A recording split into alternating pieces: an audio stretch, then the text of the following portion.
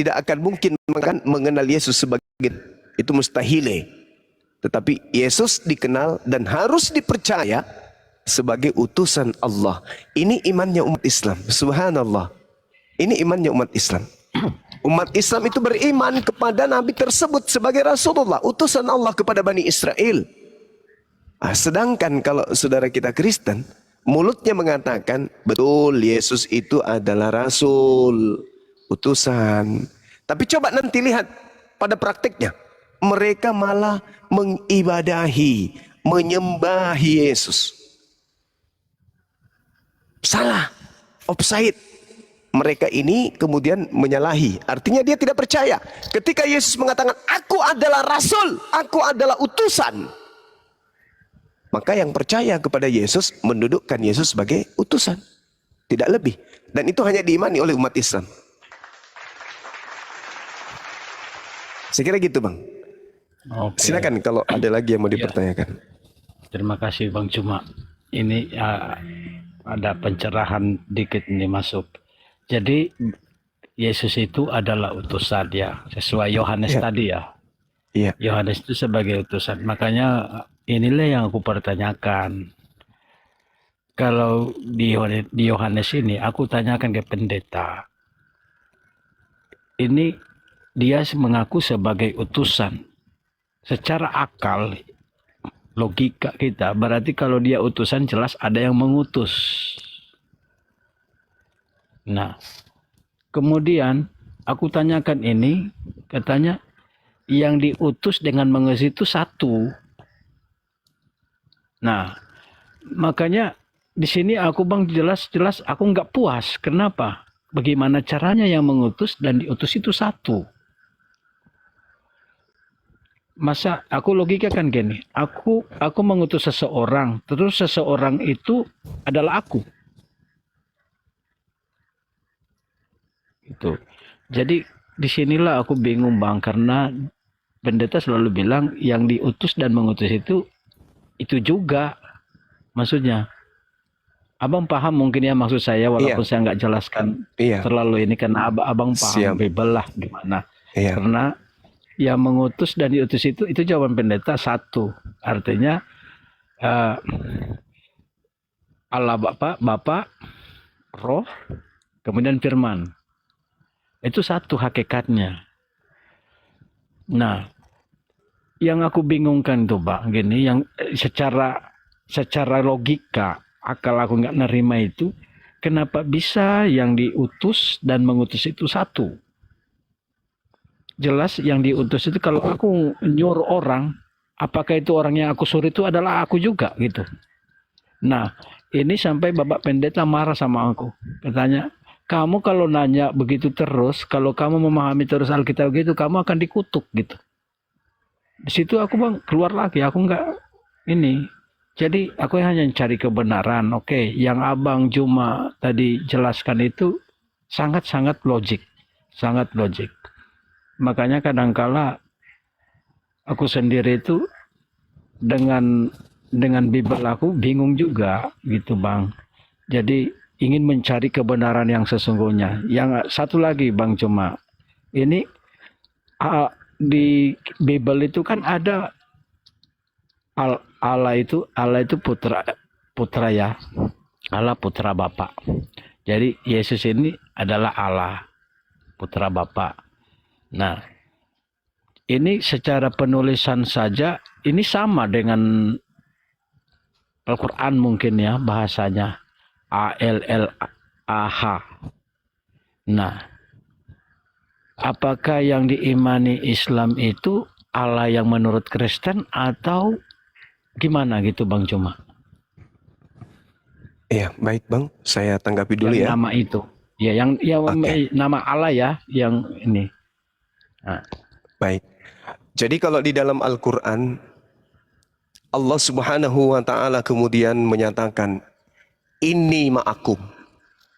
Jadi Bani Israel bersama dengan Tuhan yang disembah oleh umat Islam. Inni ma'akum. Walakad ahazallahu mithaqa Bani Israel. Wa ba'athna minhum 12 naqiban.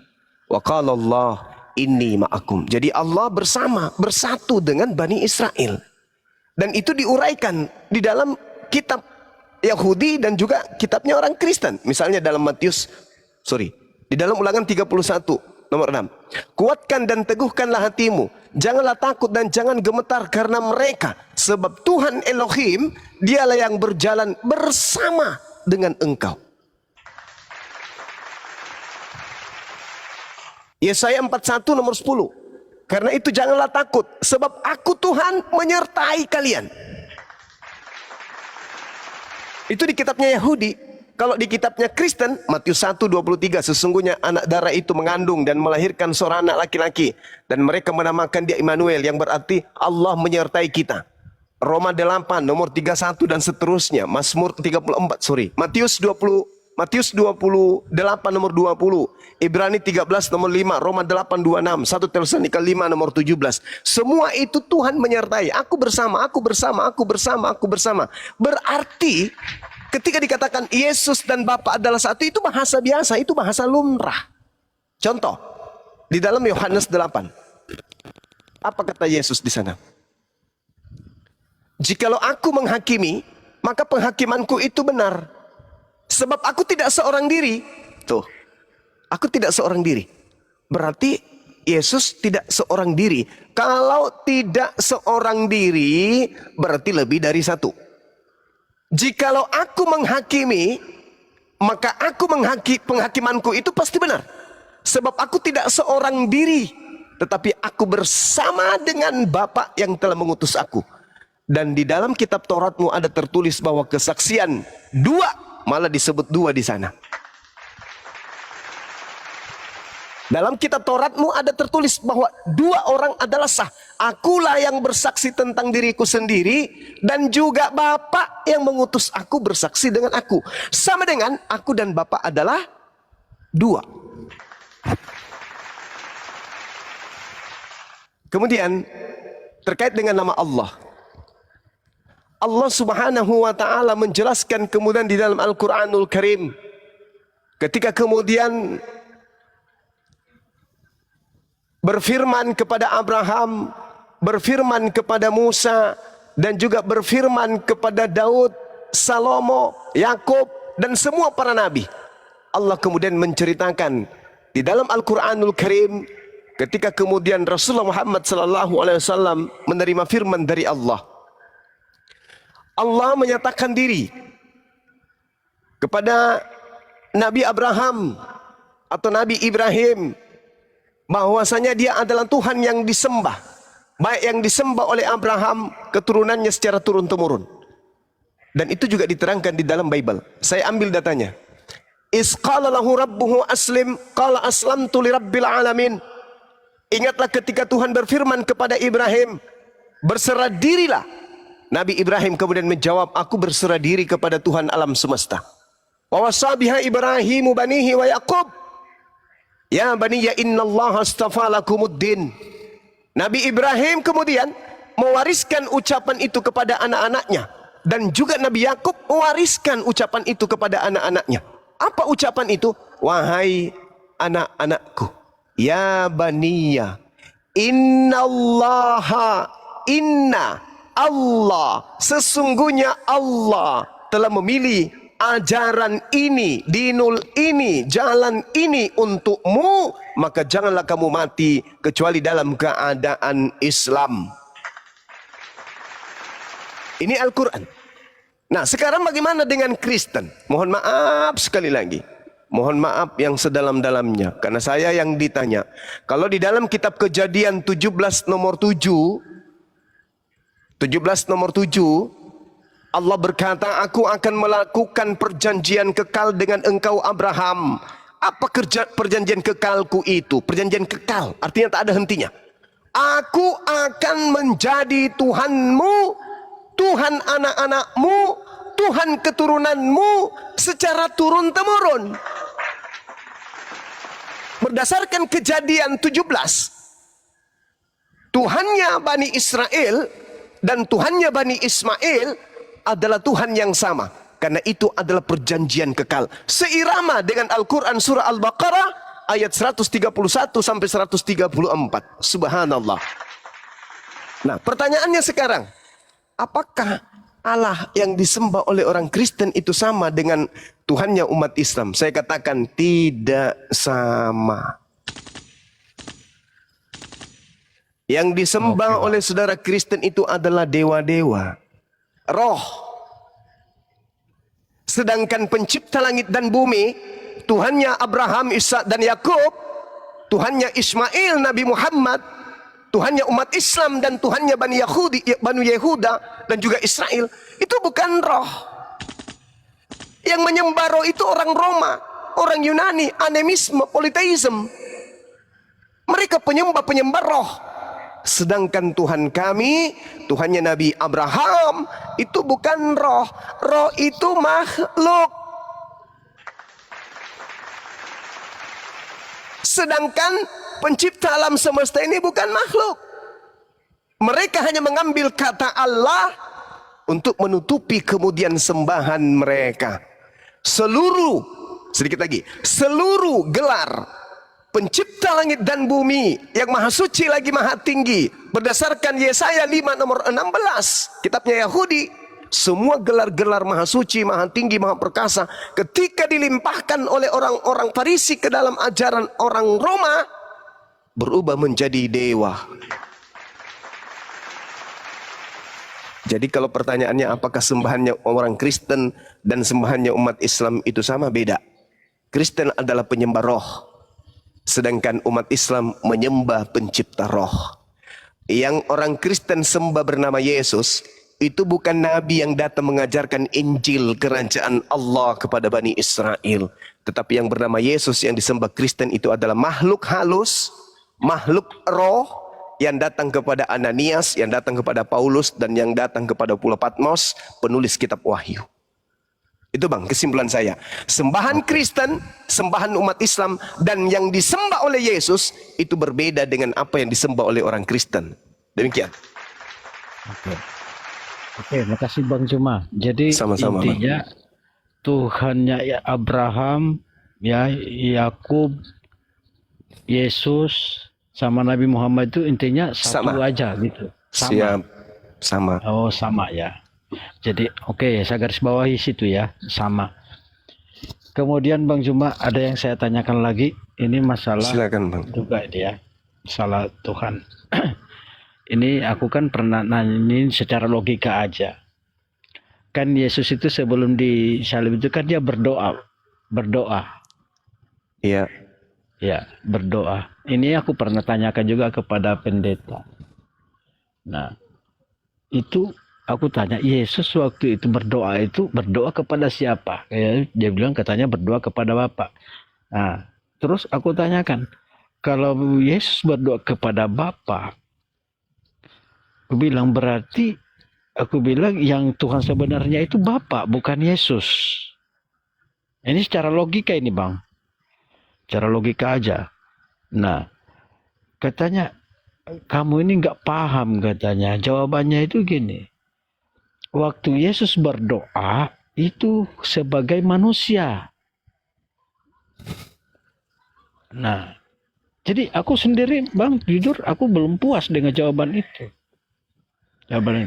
Jadi yang dimaksud Tuhannya Abraham, Tuhannya Nabi Yakub, Isa, dan Muhammad itu berarti itulah yang disebut Bapa itu maksudnya. Gitu Bang? Iya, betul. Oke. Jadi gini Bang, ini sudah banyak penjelasan dari tadi juga Bang Blender, terus ada Pak Ustadz siapa tadi itu ya lupa, maaf, ini Pak Ustadz yang dibawa, terus ada Bang Juma juga ini. Oke. Jadi kebenaran sejati itu nggak bisa kita tutup-tutupi ya Bang ya.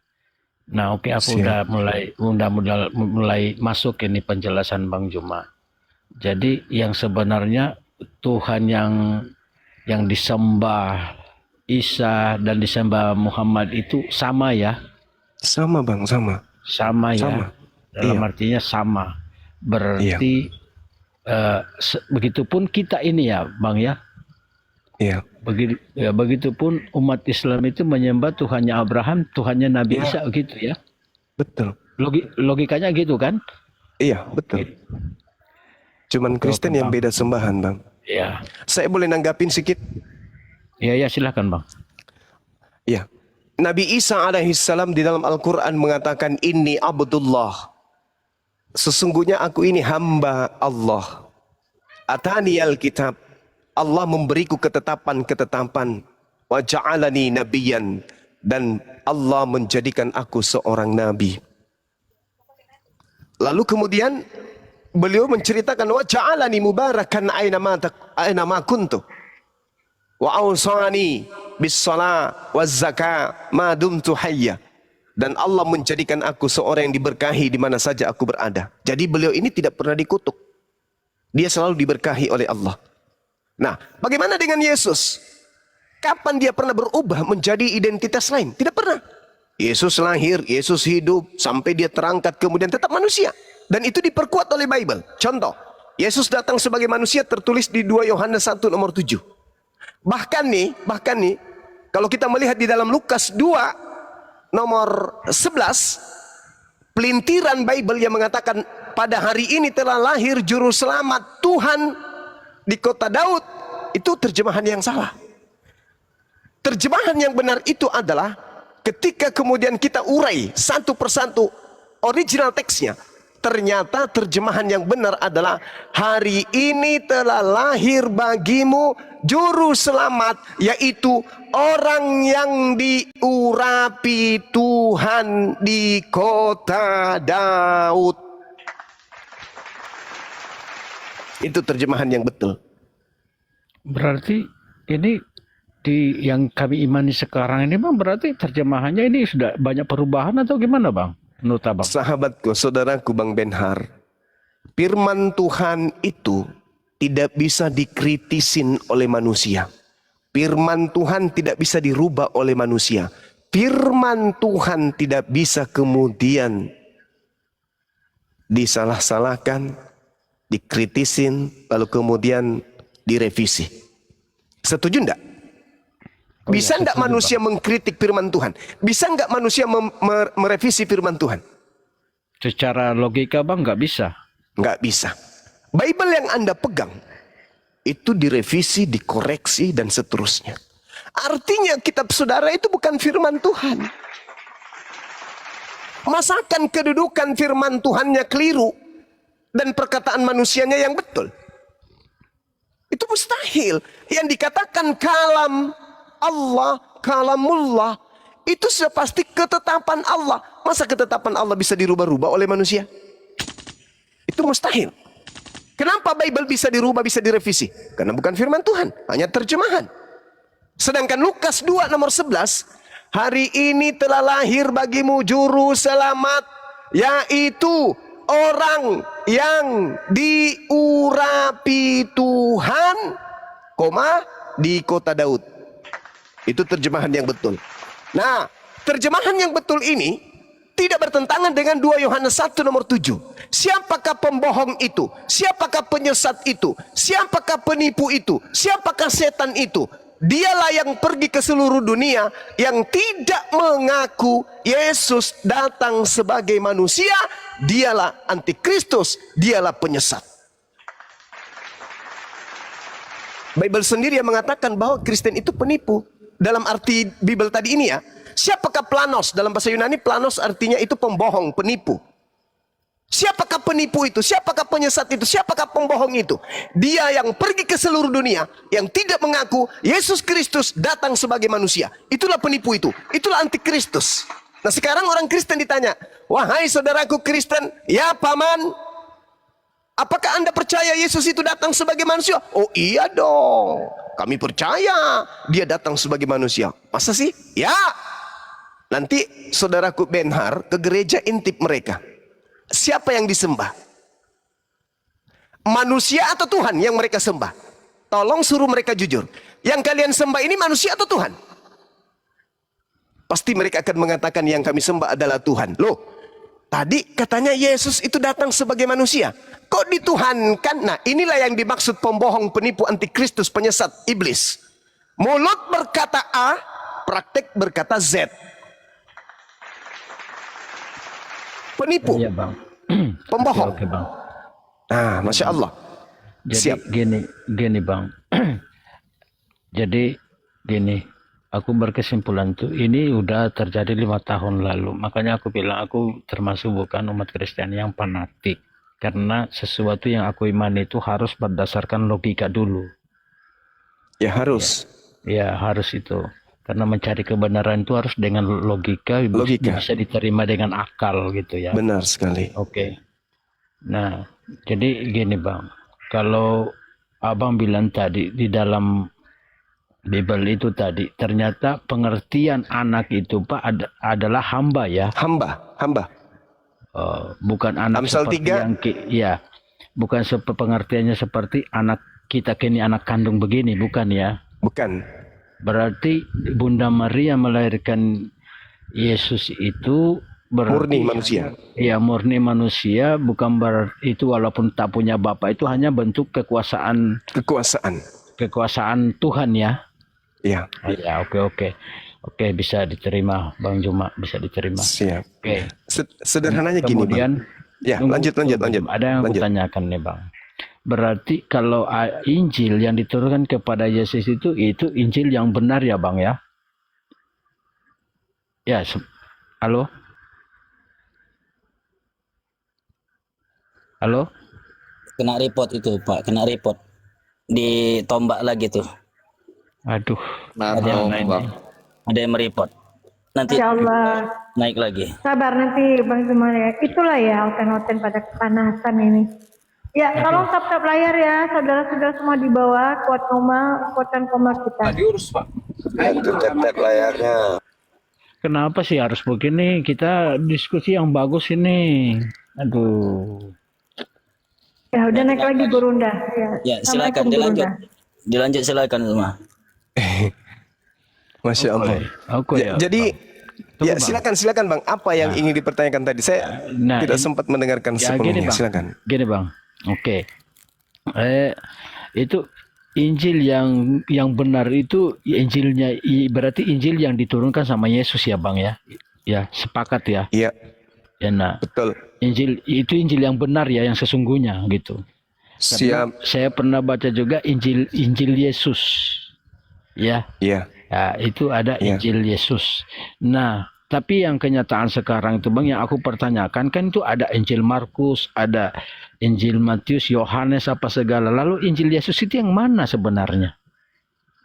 Apakah ini yang dikatakan Injil Yohanes? Apakah ini Injil Matius? Apakah yang mana yang sebenarnya? Bukan. Injil yang sebenarnya Injilnya Yesus itu? Bukan Bang. Bukan ya? Bukan Bang, bukan. Saya terangkan sedikit boleh Bang ya? Oke, silakan Bang. Ya, itu yang aku boleh saya terangkan. Oke, silakan Bang. Iya. Ketika Nabi Isa alaihi salam ditanya oleh Allah, A'udzubillahi minasyaitonirrajim. Wa iz qala Allah ya Isa ibn Maryam, a anta qulta linnas takhizuni wa ummi ilahaini min dunillah. Qala subhanaka ma yakunu li an aqula ma laysa li bihaqq. Allah kemudian berfirman kepada Nabi Isa, wahai Nabi Isa, engkaukah yang mengatakan kepada orang-orang ini, jadikanlah dirimu Tuhan selain daripada aku. Nabi Isa kemudian menjawab, Maha suci engkau ya Allah, tidak patut bagiku mengatakan apa yang bukan hakku untuk aku katakan. In kuntu qultu faqad alimtah. Jika aku pernah mengatakan perkataan, tentulah engkau telah mengetahuinya. Engkau mengetahui apa yang ada pada diriku dan aku tidak mengetahui apa yang ada padamu.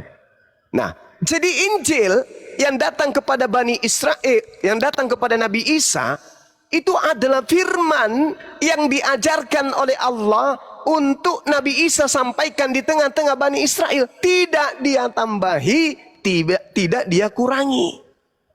Qala subhanaka ma yakunu li an aqula ma laysa li bihaqq. Dan itu Yesus katakan di dalam Yohanes 12 nomor 49. Aku tidak berkata-kata dari diriku sendiri. Apa yang aku katakan adalah apa yang diperintahkan oleh Tuhanku untuk aku katakan dan untuk aku sampaikan. Yohanes 14 nomor 24. Firman yang keluar dari mulutku, yang kau dengar dari diriku, itu bukan dariku, tetapi dari Tuhanku yang telah mengutus aku. Pertanyaannya, apakah kemudian firman yang dimaksud di sini adalah kitab Lukas, Markus, Matius, Yohanes? Bukan. Apa pembuktiannya secara Al-Quran? Kita sudah uraikan tadi. Isi daripada Injil yang diterima oleh Nabi Isa adalah firman Tuhan, yang tidak ditambah, tidak dikurangi. Lalu, apakah ada uraian itu di dalam Bible? Ada. Kita lihat. Markus 1 nomor 14. Mungkin teman-teman bisa baca di sana. Markus 1 nomor 14. Ketika dikatakan kemudian oleh penulis Markus, betul. Dikatakan bahwasanya sesudah Yohanes ditangkap, datanglah kemudian Yesus ke Galilea memberitakan Injil Allah. Satu. Di Yohanes 1 nomor 35, di situ jelas dikatakan bahwasanya Yohanes bertemu dengan Filipus, lalu kemudian Yesus bertemu dengan Filipus, lalu kemudian Yesus memanggil Filipus ini di Yohanes 1 nomor 43. Maka keesokan harinya Yesus memutuskan untuk berangkat ke Galilea. Ia bertemu dengan Filipus dan berkata kepada Filipus, "Wahai Filipus, ya paman, ikutlah denganku." Maka Filipus bersama dengan Yesus sama-sama ke Galilea. Apa yang mereka lakukan di sana? Mengajarkan Injil Allah.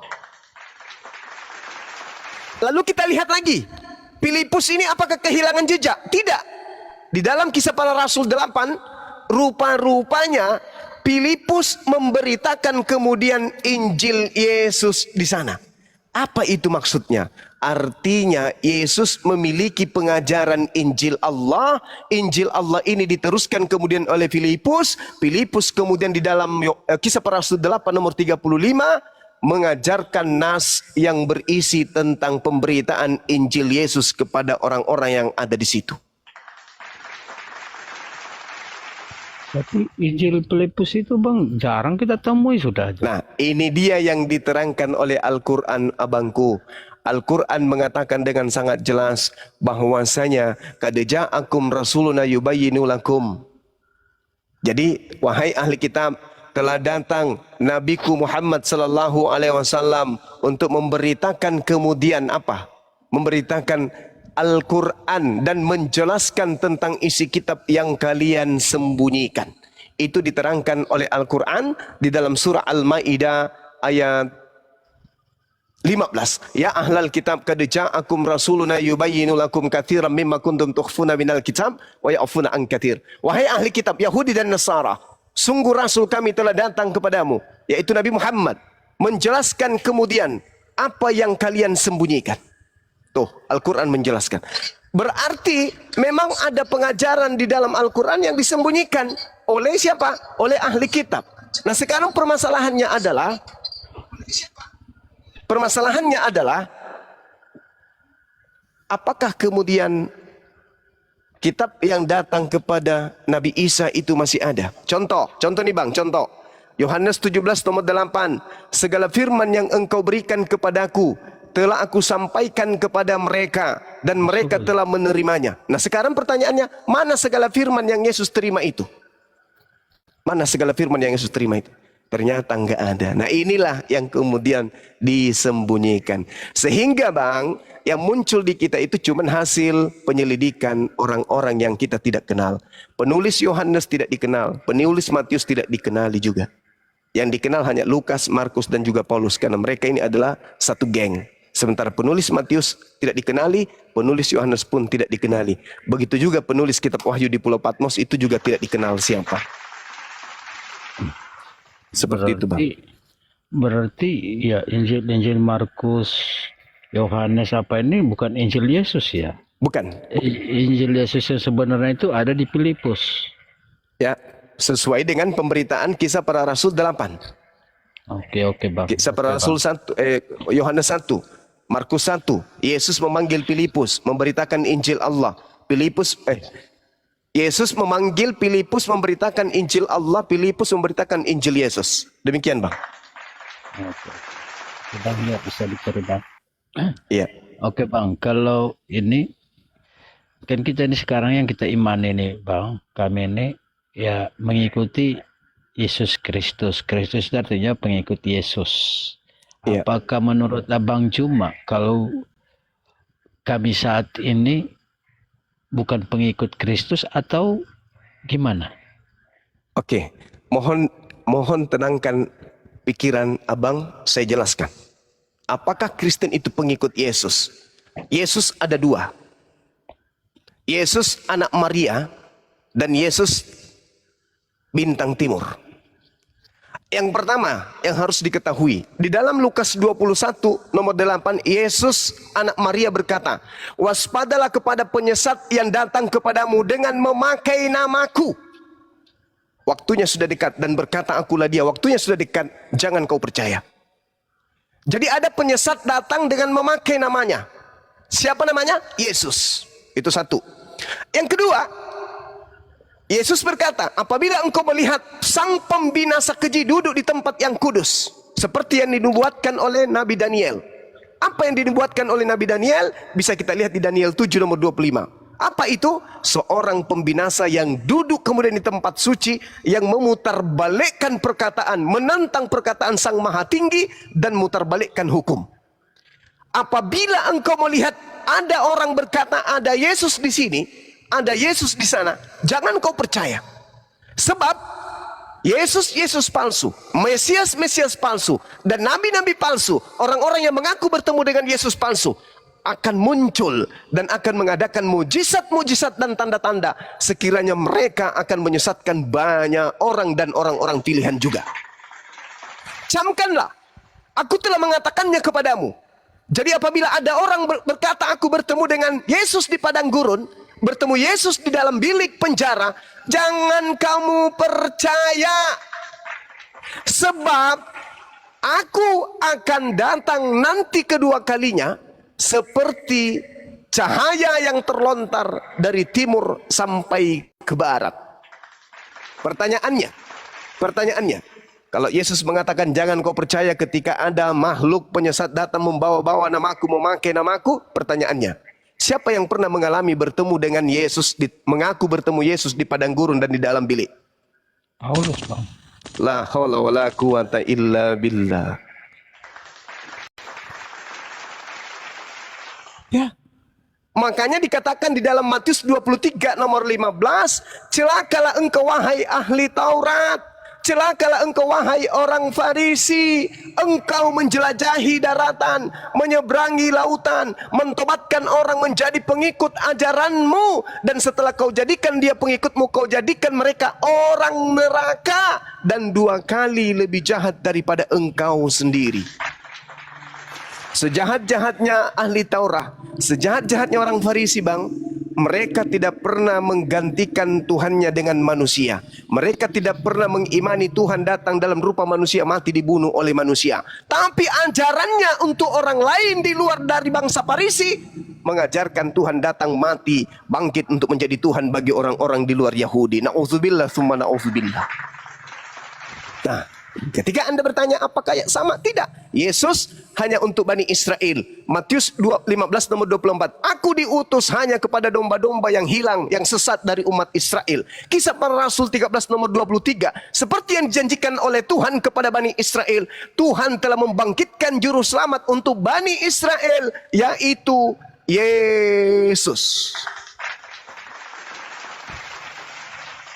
Jadi Yesus mana yang saudara sembah? Yesus yang datang.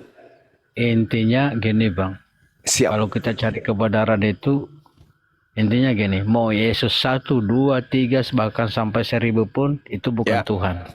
Yes, Masya Allah. Berarti ya kalau kalau saya mengikuti penjelasan Bang Cuma yang mencerna itu, mau Yesus 1, 2, 3 sampai 1000 itu bukan Tuhan. Oke. Siap. Oke, Baik. bisa diterima itu Bang. Karena Ya. hati nuraniku juga selalu berkata gitu. Masa seorang Tuhan harus dilahirkan? Itu kalau Tuhan dilahirkan terus itu Bunda Maria apanya Tuhan gitu? Ibunya Ibunya Tuhan. Tuhan. Berarti Lalu siapa yang Yohanes cipt- sepupu satu berarti- kalinya Tuhan. Iya, siapa yang menciptakan Bunda Maria kalau gitu? Sementara Anaknya. Yesus saja, sementara Yesus anaknya lahir kemudian. Iya. Nah, oke. Oke, Bang, sampai di situ aku bisa tangkap satu lagi. Siap. Karena Yesus sebiasa kan saya ikutin dengar-dengar Bang Zuma ngomong Yesus disunat apa segala. Siap. Itu katanya apakah Yesus yang disunat ini seorang muslim atau gimana gitu Bang? Iya.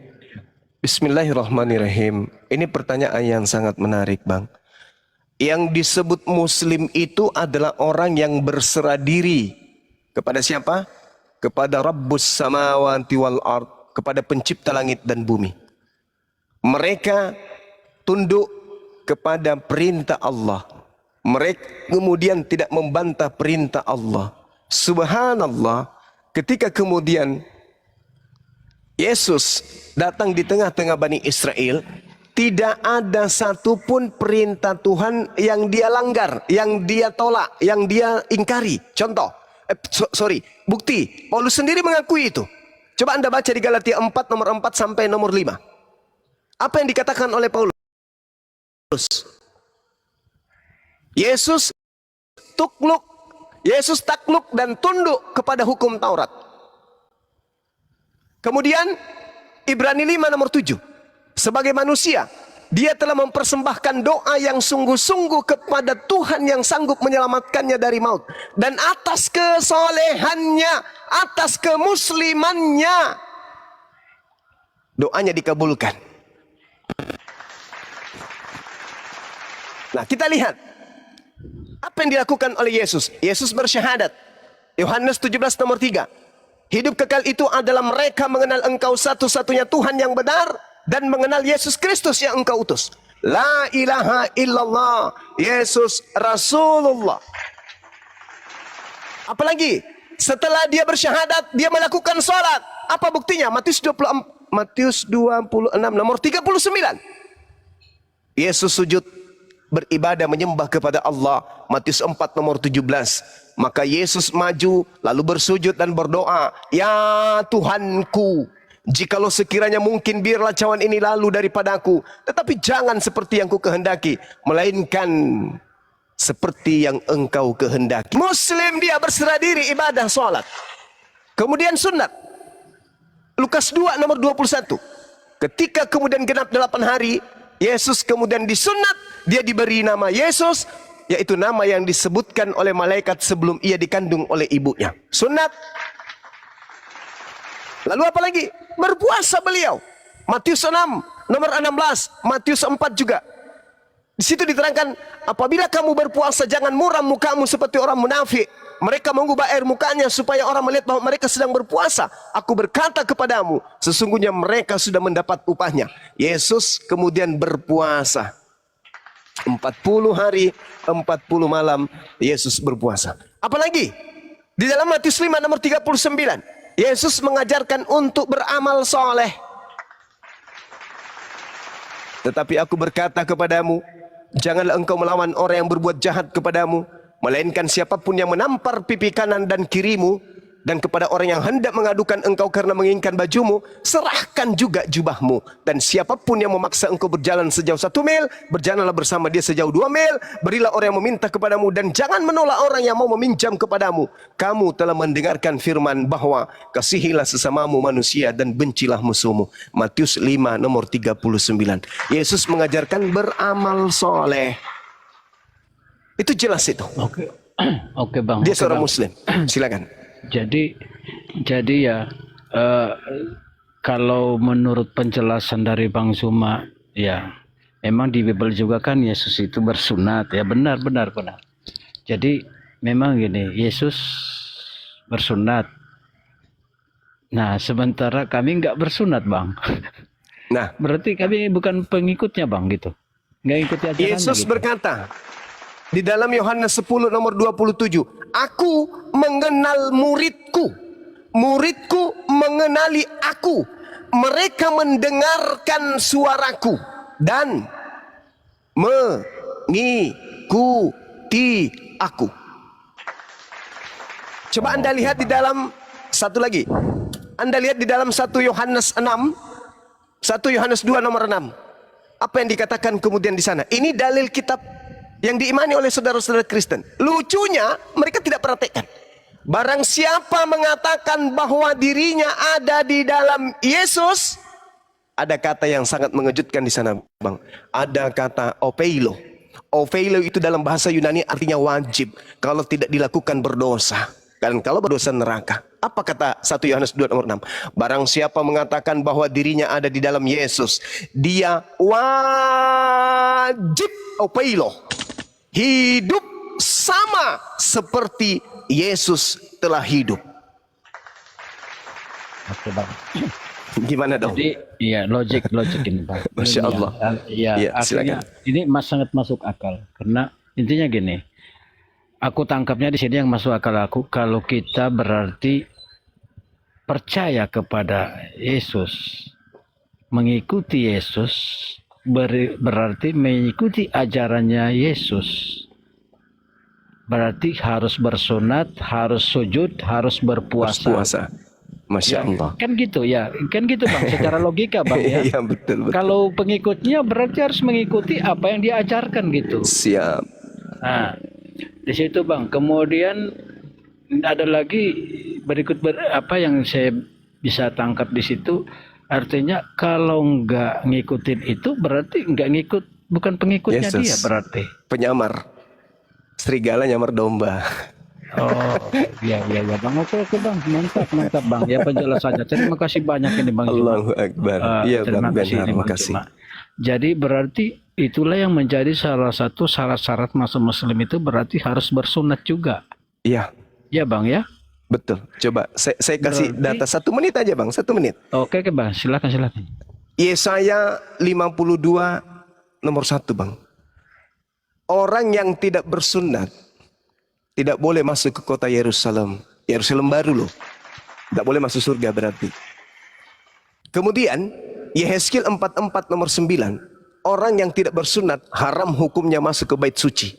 Jadi selama ini orang Kristen bukan masuk ke bait suci, tapi masuk ke dalam bait tame, rumah najis. Kemudian Wahyu 21:27. Orang yang tame tidak bersunat, orang najis, haram hukumnya masuk ke dalam surga. Dan Paulus juga pernah mengatakan di dalam Galatia 2 nomor 14, orang yang hidup tidak bersunat kulub adalah orang yang hidup secara kafir. Oke Bang. Silakan. Aduh. Celaka 12 nih. Jadi berarti ya ini Iya Bang Andi. Yesus kan nggak makan babi Bang. Ya, betul. Ya, melarang untuk memakan babi. Siap. Ya, sementara kami memakan itu Bang. Berarti enggak ngikutin ini Bang. Pokoknya secara akal pun enggak nerima. Berarti enggak ngikutin. Siapapun tuh enggak bisa membantah itu Bang. Kenapa umat Islam menyebut saudara-saudara Kristen ini kafir? Karena Kristen itu menutup diri. Bayangkan Bang ini, bayangkan kitab Yahudi yang ditenteng siang malam nih tertulis dengan jelas di dalam Yesaya 66. Sebab Tuhan akan menghukum segala yang hidup dengan api dan dengan pedangnya, dan orang-orang yang mati terbunuh oleh Tuhan akan banyak jumlahnya. Siapa mereka? Mereka yang menguduskan dan mentahirkan dirinya untuk taman-taman teos dengan mengikuti seseorang yang ada di tengah-tengahnya yang memakan daging babi dan binatang-binatang menjijikkan serta tikus, mereka semuanya akan mati lenyap sekaligus. Demikianlah firman Tuhan. Apa enggak ngeri? Keras nih Bang. Ngeri Bang. Sadis malah ini Bang. Oke Bang. Ya, oke, gini Bang. Ya, aku ambil kesimpulan. Sekarang aku mulai tercerahkan yang sebenarnya ya. Masya Allah. Sebenarnya. Karena aku lebih mengutamakan logika, akal. Ya. Ya. Itu karena kalau aku pengikut Yesus, Yesus itu bersunat, Yesus itu puasa, Yesus itu sujud. Sementara di kami nggak ada itu semua, Bang. Sujud apalagi sujud, Bang, nggak ada. Nah, kemudian Yesus nggak makan babi, kami makan babi. Pokoknya intinya kami nggak mengikuti ajaran Yesus, berarti otomatis nggak mengikuti Yesus kalau gitu. Iya. Ya kan gitu Itulah. logikanya, Itulah, Bang. Bang. Ya. Itulah, Bang. Oke, berarti kalau kami nggak mengikuti ajaran Yesus yang sebenarnya itu berarti kami bukan pengikutnya. Lalu kami dianggap apa, Bang, nanti kalau nggak ngikutin itu, Bang? Jadi Boleh? aduh. Boleh dari saya, Bang. Oke, Al-Quran silakan. mengatakan begini. Wa idza husyiran nasu kanu lahum a'da wa kanu lahum bi ibadatihim kafirin. Ketika nanti semua manusia dikumpulkan pada hari kiamat, apa yang orang-orang kafir sembah akan menjadi musuh bagi mereka sendiri, dan pemujaan-pemujaan yang mereka lakukan terhadap yang mereka sembah akan diingkari oleh yang disembah. Nah, apa kata Di mana itu, Yesus? Bang? Di mana itu, Bang? Al-Quranul Karim. Di Saya lupa surah apa itu. Al-Ahqaf mungkin ya teman-teman. coba Bang, kalau bisa ada teman-teman yang nanti Al-Ahqaf mungkin ya. carikan Ya, betul, saya. betul. Saya mau lihat, Bang. Nanti kan ini Al-Quran bisa dilihat di Google, Bang, atau gimana? Di Google. Bisa. Yang penting Iya. terjemahan kan ya. Iya. Surah Al-Ahqaf ayat 6. Ini Al-Quran, Bang. Iya, Kalau oke, oke. Al-Quran ini bukan firman Tuhan, Bang, tetapi kenapa di dalam Matius 7, Bang? Matius 7 apa yang dikatakan dalam Matius 7, Bang? Nomor 22 sampai 23. Boleh saya bacakan? Oke, silakan. Pada hari terakhir nanti banyak orang akan berseru kepadaku, Tuhan, Tuhan Yesus, bukankah kami bernubuat pakai namamu, mengusir setan pakai namamu, bermujizat juga pakai namamu? Yesus kemudian berkata, pada saat itulah aku akan berterus terang kepada mereka, enyahlah daripadaku, aku tidak mengenal kalian, kalian semua adalah pembuat kejahatan. Silaka 12, Bang. Aduh.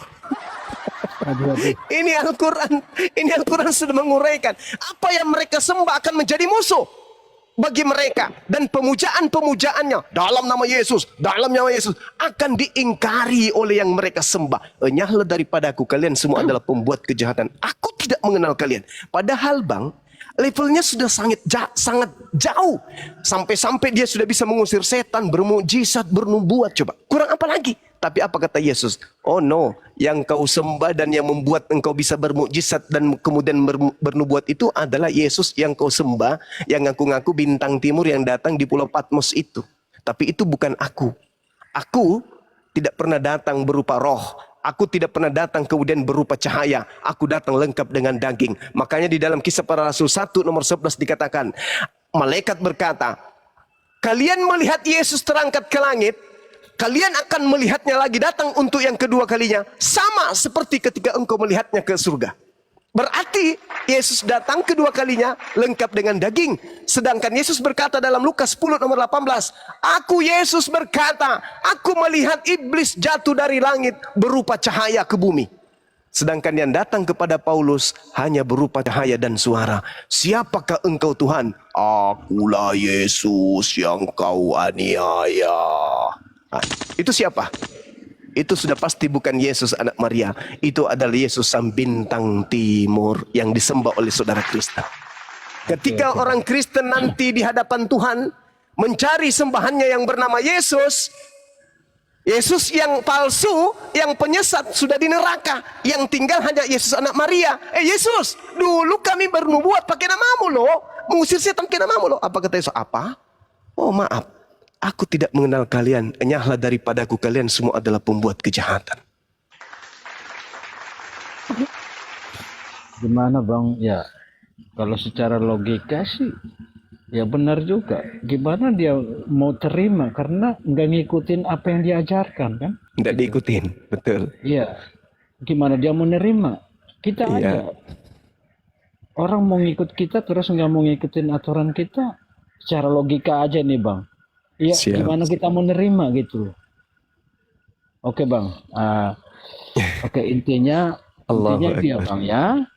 Intinya itu bang, kalau mau ngikutin Yesus sebenarnya harus sunat, harus sunat, puasa, terus puasa, Ya, sujud. gitu kan? Itu kan Ya. itu dikerjakan umat Islam ya. Berarti umat Islam sebenarnya ngikutin ajaran Yesus juga ya. Yesus Oke. anak Maria memberitakan tentang datangnya Nabi Muhammad, Bang. Di dalam Bible. Di dalam Yohanes 14 nomor 16, aku akan minta kepada Bapa agar mengirim seorang penolong lain, yaitu roh kebenaran. Bukan itu seorang penghibur bang. Nah itu dia, seorang penghibur, seorang penolong. Apa itu yang yang dikatakan seorang penghibur itu? Apakah bukan Roh Kudus yang Yesus ini bang, atau memang itu ditujukan kepada Nabi Muhammad? Baginda Rasulullah Muhammad Sallallahu Alaihi Wasallam dikatakan penghibur dikarenakan setiap nabi datang diutus ke muka bumi pasti diutus hanya kepada sekelompok manusia tertentu saja. Yesus untuk Bani Israel, Musa untuk Bani Israel, Abraham hanya untuk keturunannya. Ya. Sedangkan bangsa lain, apakah Tuhan tidak mau selamatkan? Diselamatkan. Dengan cara apa? Dengan mengirim penghibur, penolong. Berarti intinya Nabi Muhammad ini untuk semua manusia ya? Ya, litubayyina linnas. Dan kata Yesus, untuk Bani Israel. Untuk Bani Israel. Lalu kami Bani apa bang? Nah itu dia. Oke bang. Sekarang ini udah aku pahami bang. Jadi Bani di luar jalur. Apa yang aku tanyakan ini sebenarnya mungkin pendeta tahu menjelaskan, tapi Tahu, nggak mau dijelaskan tahu, seperti ini. Ya, cuma jawabnya cukup imani. Iya. Pokoknya mulai sekarang bang, nggak masuk akal jangan diimani. Itu aja. Ya. Akal Masya dulu Allah. utamakan baru iman ya. Iya. Oke, saya setuju. Yesus mengajarkan itu. Kasihilah Ya. Tuhanmu dengan segala akal budimu. Ya, tapi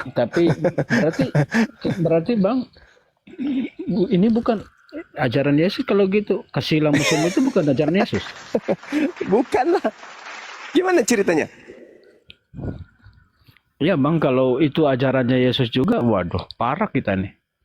Musuh dikasihi. Sementara dalam bahasa Ibrani musuh itu Satan. Satan itu setan. Setan mau dikasihi. Wah, bagaimana ceritanya setan dikasihi? Kasih, kalau ditampar pipi kiri, kasih pipi kanan. Wah, aku nggak mau bang kayak gitu. Allahu Ya, oke Akbar, bang, Masya Allah. ada masuk akal nih bang. Cuma Iya. di prosesnya itu sekarang aku nyatakan aku mau ninggalin yang aku imani. Allahu Akbar. Masya Allah. Takbir. Allahu Akbar. Kenangan masa lampau. Kira-kira bang ini aku mau nanya lagi bang ini. Silakan, Bang. Kira-kira ini aku nih udah hidup, artinya aku sudah nggak ngikutin ajaran Yesus itu sendiri kan. Nah, Iya. kira-kira kalau aku mengimani Yesus itu dengan cara memasuk Islam, mengikuti Nabi siapa Nabi Muhammad, apakah dosa-dosa saya dari lama itu gimana itu bang? Ya Allah ya Karim. Gimana itu bang? Maksudnya Ya. abang gimana bang? Kira-kira gimana aku udah makan babi, udah, aduh, ya ampun bang. Kan itu nggak ngikutin ajaran Yesus itu bang. Terus gimana bang? Kira-kira apakah terampuni atau gimana itu bang? Iya, baik. Saya jelaskan Bang ya. Al-Quranul Karim menjelaskan begini. Kullil ladina kafaru iyantahu yughfar lahum ma qad salaf wa iyaudu faqad madat sunnatul awwalin. Katakanlah kepada orang-orang kafir itu, jika mereka berhenti dari kekafirannya, niscaya Allah akan mengampuni dosa-dosa mereka yang telah lalu. Dan jika mereka kembali lagi, yaitu memerangi ajaran Islam, maka sungguh berlaku kepada mereka sunnatullah, orang-orang terdahulu, yaitu akan dibinasakan. Allah mengatakan, lilladzina kafaru iyantahu yughfar lahum ma qad salaf. Siapa yang berhenti, maka Allah akan mengampuni seluruh dosa-dosanya yang telah lalu. Begitu ya Bang ya. Ya. Ya, oke Bang. Masya Jadi Allah. gini, Bang, aku bukan hoax saja, aku bukan cari sensasi di sini. Aku benar-benar murni dari hati nanti. Aku ikutin dulu prosesnya, Bang. Aku mau sunat Silakan. dulu. Aku mau Silakan sunat, abangku. aku mau ini. Pokoknya aku Bang gak mau ini, gak mau tersesat lagi seperti domba-domba itu. Gak mau lagi. Pokoknya Mereka bukan domba bang, serigala. ya apapun itu sebutannya Bang. Aku nggak mau termasuk serigala, aku nggak mau termasuk domba. Aku ini manusia Bang. Yang punya Allahu Akbar, Masya Allah. Jadi- Subhanallah. Manusia Bang, kita ini. Jadi Bang, untuk mengikuti proses itu Bang, aku mau sunat dulu. Setelah itu setelah sembuh, aku mau mengucapkan apa namanya itu? Syahadat. Bersaksi. Tiada Tuhan selain Allah. Ya. Nah, baru menjadi pengikut Yesus yang betul. Kalau sudah syahadat. Gini Bang, kalau aku tangkap tadi kan itu mengikuti Yesus, ya mengikuti Yesus. Tapi kan kita artinya mengimani Yesus seperti Pak Kiai bilang tadi itu dengan cara sudut pandang yang berbeda. Kami menganggap dia Tuhan, tapi kalau di Islam sebagai Menganggapnya Rasul. Rasul. Untuk Bani Iya. Israel. Tapi ya ada seperti abang katakan tadi, seorang penghibur yang diutus itu yaitu Nabi Muhammad ya. Nabi Muhammad Nabi sallallahu alaihi wasallam. Muhammad. Nah, jadi berarti mengikuti sunnah-sunnahnya dia begitu bang ya. Benar sekali. Oke, berarti kalau kami mengikuti Nabi Muhammad berarti sama saja mengikuti Yesus juga gitu ya bang ya. Benar sekali. Oke, secara ini karena abang utarakan tadi gitu. Ya, saya Yohanes menangkapnya di 16 situ. bang. Iya. Yohanes 16 nomor 5 sampai nomor 7 sampai nomor 15. Di situ perintah Yesus untuk kita mengikuti Nabi Muhammad. Oke bang. Ya, oke Siap. bang. Kalau yang dibilang syahadat itu seperti apa bunyinya bang? Asyhadu an la ilaha illallah wa asyhadu anna Muhammadar Rasulullah. Wa asyhadu Aku anna bersaksi, Muhammadan Rasulullah. ya, aku bersaksi tidak ada Tuhan selain Allah dan aku bersaksi bahwa Nabi Muhammad adalah Rasul utusan Allah. Dah selesai. Aku gimana bang? Asyhadu Asyhadu Allah Allah ilaha ilaha illallah illallah wa asyhadu wa asyhadu anna anna Muhammadan Muhammadan Rasulullah. Rasulullah. Aku bersaksi Ku bersaksi bahwa tidak ada Tuhan selain Allah, bahwa tidak ada Tuhan selain Allah, dan aku bersaksi dan aku bersaksi bahwa Nabi Muhammad bahwa Nabi Muhammad adalah Rasul utusan Allah. Rasul utusan Allah. Ya, subhanallah. Oh gitu ya bang. Insya Allah Iya. aku amalkan dulu tuh. Terus aku Siap. sunat dulu. Terus aku mau cari ustadz yang benar-benar yang bisa Siap. membimbing. Ya insya Allah. Siap. Ya. Jadi caranya bang gimana bang kalau gini bertanya kepada ustadz itu kita mau masuk Islam itu gimana bang supaya nggak digebukin lagi gitu. Saran bang. Jadi saran, bang. kalau saya nih, saya kan di Apologet Islam Indonesia, Bang. Kalau di Apologet Islam Indonesia, setiap orang yang kita syahadatkan itu kita kasih legalitas hukum. Kita kasih sertifikat bahwa yang bersangkutan sudah memeluk Islam. Dasar untuk mengganti identitas. Ganti Oh, KTP yang tadinya Kristen menjadi Islam. KTP-nya agama apa, Abang? Katolik. Protestan. Nah, nanti bawa surat dari kami, bawa ke Dukcapil untuk pergantian identitas agama. Karena jangan sampai tidak diminta-minta nih Bang. Ya, ajal kan tak ada yang tahu. Mana tahu besok Pak Bombo meninggal, Kan nggak ada yang tahu. Nah pada saat meninggal, kita perlihatkan kemudian kita punya identitas. Orang-orang akan tahu, oh orang ini sudah Muslim. Maka keluarga Pak Bom, keluarga kita nggak akan menguburkan secara Kristen, tapi dikuburkan secara Muslim. Dan kami sebagai saudara abang akan memperjuangkan sampai titik darah penghabisan agar abang itu dikuburkan secara Islam. Oh, terima kasih banyak bang. Iya. Oke bang, jadi gini bang ya, sengaja tadi aku udah utarakan juga kepada abangku Blender ini, tadi sama bunda juga yang ada di sini nih. Saat ini kan aku masih menyembunyikan identitas aku bang, ya kan? Bahkan aku ditanyain tempat, aku nggak ngasih tahu, abang tahu sendirilah gimana proses kami kalau kami masuk itu gimana ya. Abang pasti tahu sendiri. Jadi untuk ini bang, aku udah mantapkan hati aku mau diusir, ya mau diusir karena jujur bang, kenapa aku merantau itu untuk mencari kebenaran, meninggalkan istri, karena jujur bang, istri aku anak pendeta bang.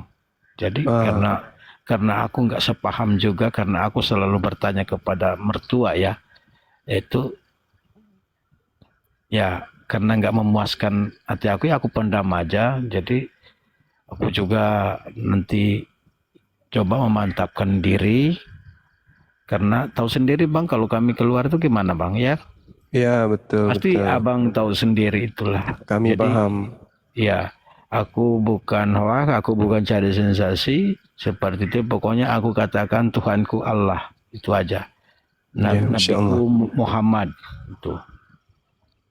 Jadi aku mau mengikuti proses dulu seperti Nabi Isa tadi, sunat, gitu ya. Karena mungkin ya. Bang Benhat, nanti kita DM-an aja bang, nanti kita WA-kan, nanti mungkin insya Allah saya bisa bantu abang untuk masalah suratnya dan dokumen ya. Untuk kelanjutannya nanti kita diskusi bang. Nanti masalah privasi abang terjaga nanti pokoknya insya Allah. Pokoknya gini bang, nanti aku udah selesai sunat baru. Ya, nanti kita koordinasi untuk bantu dokumennya bang ya. Ya, aku sunat dulu pokoknya sunat. Kalau minta bantuan di sunat, kami bisa bang. Ya. Kami ada API seluruh Indonesia ada. Oh, betul. Gini bang. Sekarang kalau itu kan Tuhanku nih Allah nih. Berarti aku bilang demi Allah gitu ya. Ya.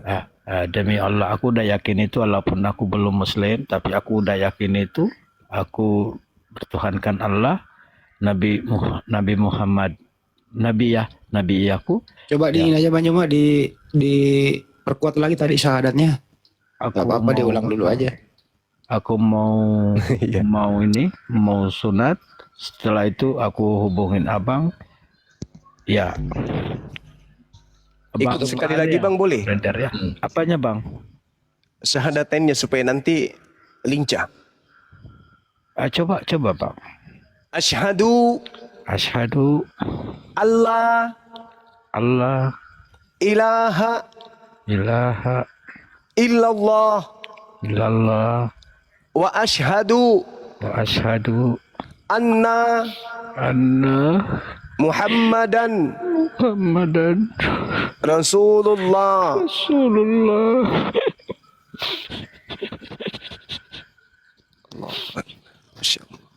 Allah. Semoga bang, doain aku bang. Semoga dosa-dosaku diampuni bang. Amin. Udah gak ngikutin ajaran Yesus sebenarnya bang. Amin ya rabbal alamin. Oke bang, makasih banyak bang. Makasih. Semoga nggak bosan nerima aku di sini bang ya. Enggak. Kami paling suka, dan kalau perlu setiap malam kita mensyahadatkan. Nah ini juga saya mau bocorkan ke Bang Blender nih. Bang Blender ini kecolongan Bang Blender. Abang ini panglima di Medan tapi abang kecolongan. Alhamdulillah tadi malam saya telah mensyahadatkan salah satu tokoh pemuda, tokoh besar. Saya sudah mensyahadatkan kemudian dari Medan. Alhamdulillah, Masya Allah. Kami bersama dengan Ahi Saiful sudah melakukan itu, tapi kita masih merahasiakan siapa oknumnya. Karena kalau sampai ini bocor, maka akan gempar dunia orang Batak.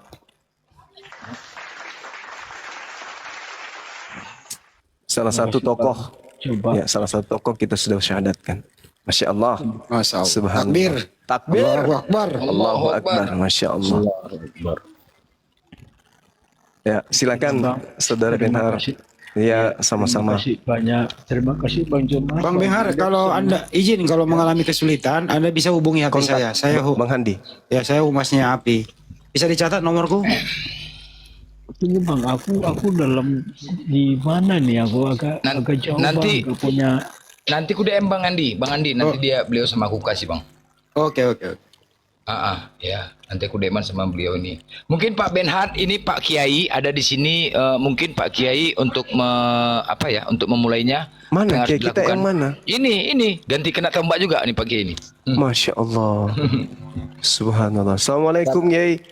Waalaikumsalam warahmatullahi wabarakatuh. Baru kali ini saya kena tombak tadi. Jadi sasaran empuk juga guru kita ini. Masya Iya. Allah. Baru PD-nya kali lagi aku menjelaskan Kiai. Masya Allah. Ya, Maafkanlah. Ya alhamdulillah tadi sudah disampaikan dalil-dalilnya ya dengan jelas. Ya alhamdulillah. Jadi beliau ini tadi Pak Benhard ini sudah diskusi dengan kita dari siang tadi. Beliau benar-benar ingin mencari Alhamdulillah. kebenaran. Masya Allah. Bahkan sampai beliau ini dimusuhi oleh orang-orang Kristen itu sendiri. Jadi beliau ini juga baru sekali ini naik komal dan akhirnya Allah hantar beliau ini di komalnya Bang Blender. Baru ini kata beliau naik. Nah inilah bukti tanda kebenaran Allah Subhanahu Wa Taala. Saya tadi sudah mengisahkan tentang bagaimana Nabi Ibrahim mencari Tuhannya. Ya, Allahu bahkan Akbar. beliau juga sudah diusir oleh paman atau ayah beliau sendiri. Ketika beliau melihat bintang, beliau katakan ini Tuhanku. Namun tatkala hilang bintang itu berubah menjadi bulan, dia katakan bulan sebagai Tuhannya. Ketika siang beliau melihat matahari, maka inilah Tuhanku karena ini lebih besar. Maka ketika tenggelam lagi matahari itu, ternyata ini juga bukan Tuhanku. Nah, inilah yang sekarang ini Pak Benhard ini terjadi pada diri beliau. Jadi Bang Zuma, beliau ini sampai pergi merantau kemana-mana hanya ingin mencari siapa Tuhannya. Allahu Akbar. Masya Allah. Sebagaimana beliau ini ya yang terjadi seperti Nabi Ibrahim alaihissalam sampai diusir, dimusuhi oleh keluarganya, hanya ingin mencari siapa Tuhannya. Allahu Maka saat Akbar. itulah Masya Allah Allah. tunjukkan inni wajjahtu wajhiya lilladzi fataras samawati wal ard. Dan saat Subhanallah. Ibrahim alaihissalam pasrah, nggak tahu lagi entah mau kemana, Allah pun akhirnya menunjukkan kekuasaannya. Inilah yang terjadi kepada Pak Benhard. Beliau sudah kemana-mana, bahkan beliau sudah mencari kebenaran kemana-mana, bahkan kepada pendeta, bahkan kepada seorang muslim. Namun ada oknum muslim, ketika beliau belajar wudhu, beliau ditendang, dipukulin oleh orang muslim. Maka ini oknum-oknum yang menyakiti beliau, dan itu adalah ujian beliau yang ketika ingin mencari kebenaran. Saya juga menangis dengan kisah beliau sampai beliau berani meninggalkan keluarganya hanya ingin mencari Tuhan.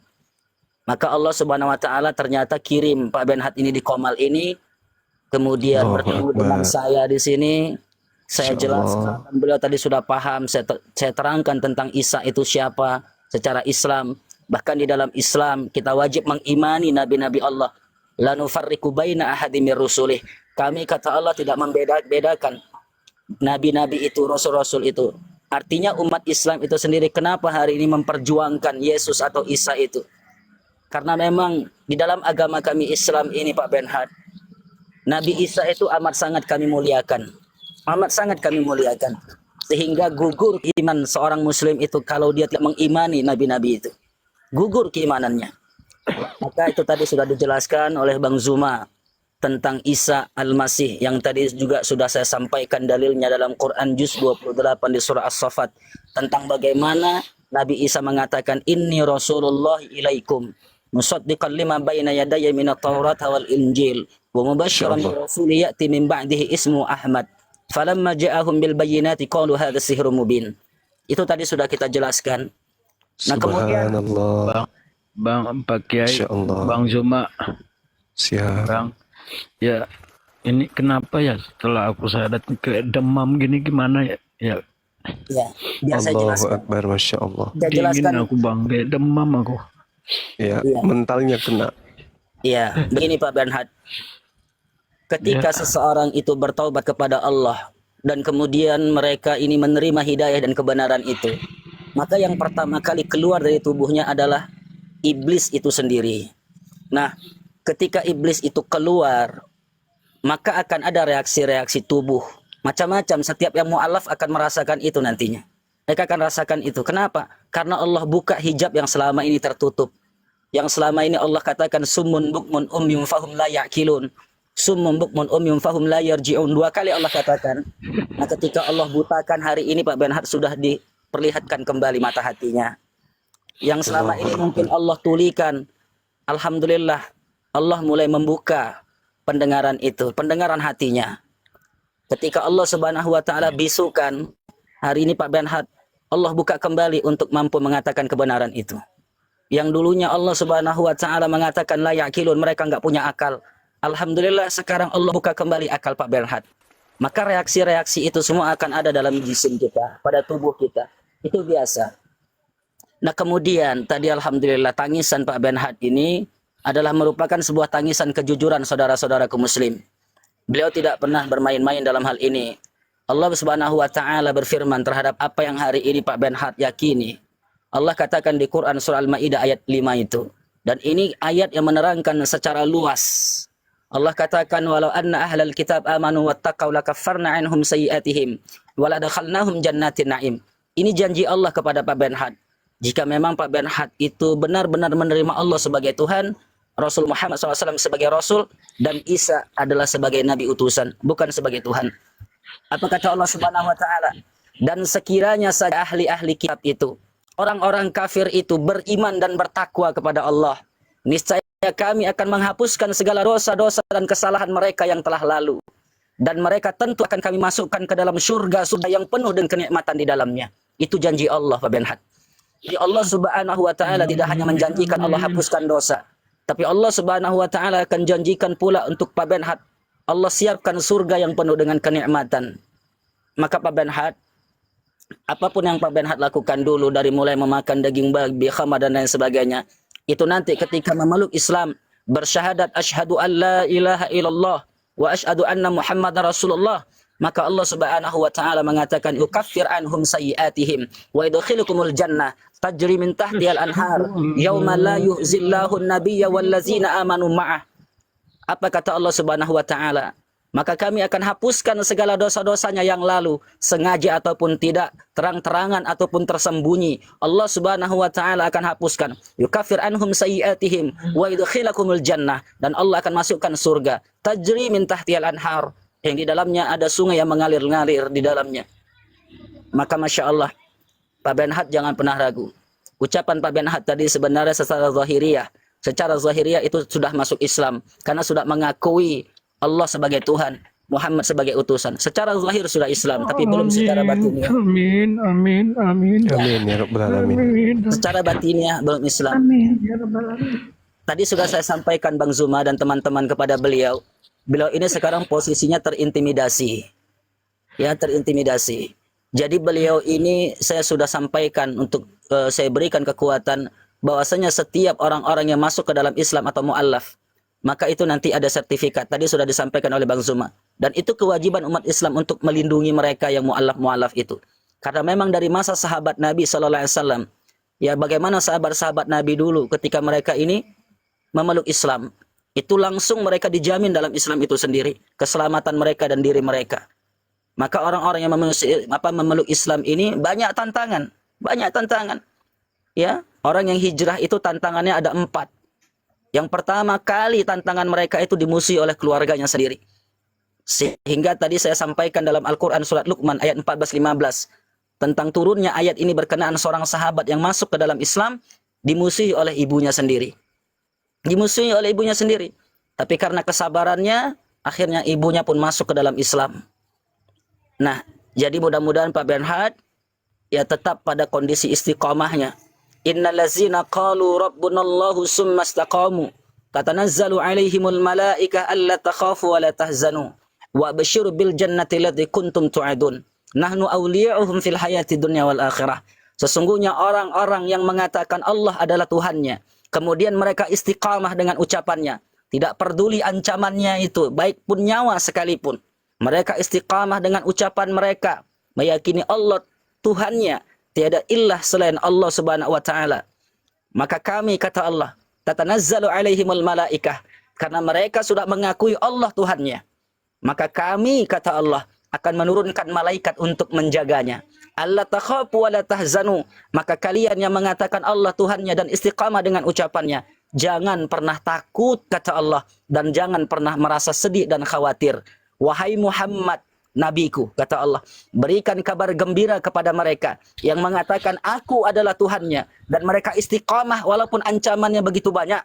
Mereka istiqamah mengatakan Allah adalah Rabbnya. Sampaikan kabar gembira kepada mereka bahwasanya mereka itu kelak dalam surga dan kekal selama-lamanya. Nahnu awliya'uhum fil hayati dunya wal akhirah, dan sesungguhnya kami, kata Allah, akan menjadi pelindung-pelindungnya, baik itu di dunia sampai kepada kehidupan di akhirat. Maka Pak Benhad, adapun kekhawatiran dan ketakutan itu hal yang manusiawi.